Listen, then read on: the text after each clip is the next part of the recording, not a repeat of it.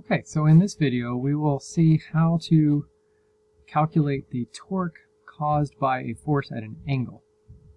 Let's imagine that there was a force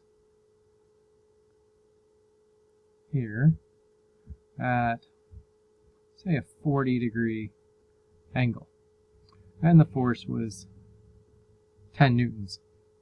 What is the torque created by that force relative to this axis of rotation? Okay, so we look at that and we've got our torque equation, and so we're going to say torque is equal to 10 newtons times R, and let's just say that this is 1 meter, this is 2 meters, so we're going to draw our R vector here like that. So that's R, and then you can see the angle between R and F is 40 degrees, so we say 2 meters times the sine of 40 degrees. So then we can enter this into our calculator, and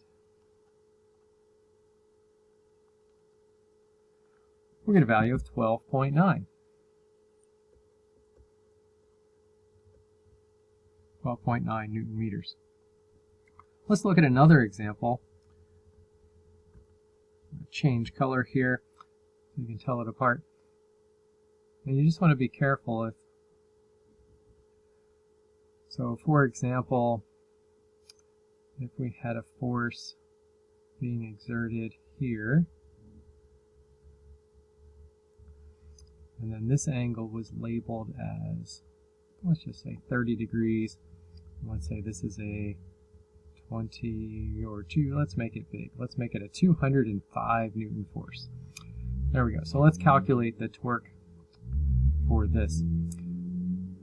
You might be tempted to just say tau equals 205 newtons times, remember 2 of these lines is 1 meter, so that's 1 meter times the sine of 30 degrees. You might think, oh, I'll just do that. But in fact, you don't want to use 30 degrees. And if that becomes more clear, if we draw from our axis of rotation over, and we see that 30 degrees is not the angle between R and F. The angle between R and F here is more than 90 degrees. It's 90 degrees plus 30, and so that's 120 degrees. So we want to use 120 degrees there.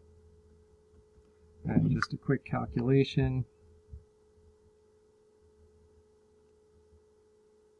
Make sure your calculator is in degrees, and 178 Newton meters. And you might think, well, what if I had drawn this force here? What if I had drawn it like this? Extend that line. What if I had drawn it there instead, and then I would have seen that this angle right here is 60 degrees, pardon me. And so if we redo that calculation, 205 times 1 meter times 60 degrees, we get the exact same answer, 178. And so say, or 60 degrees. So there's multiple ways you can show the intersection between R and F and label the angle.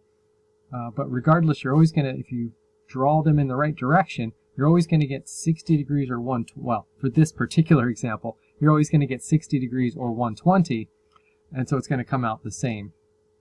And so those two angles add up to 180, and so for the sine of either angle, you're going to get the same value.